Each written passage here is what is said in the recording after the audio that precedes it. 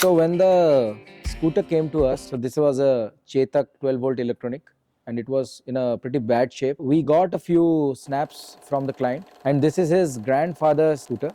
His father also wanted to see how beautifully this scooter could be restored. So they approached us and we took it as a challenge because it was damaged beyond a certain point. So certain things have to be done very thoroughly, like the body was completely rusted and it had a lot of pores and holes that had accumulated over a period of time.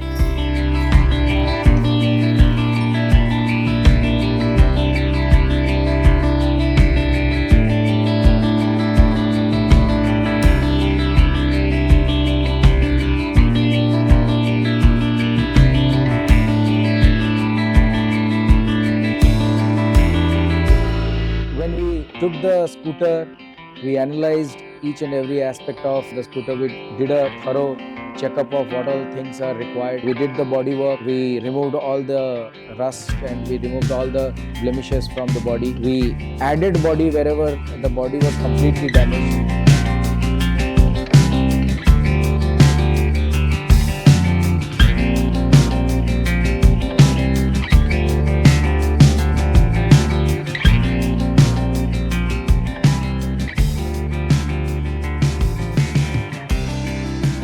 Scooter has a lot of body surface. It is more, I can say it's around 1.5 to 2 times of a normal motorcycle project.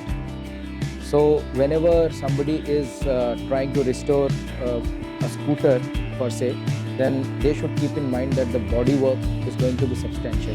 When I say body work, it is the complete well-being of the body, the lapam and putty work and the paint work.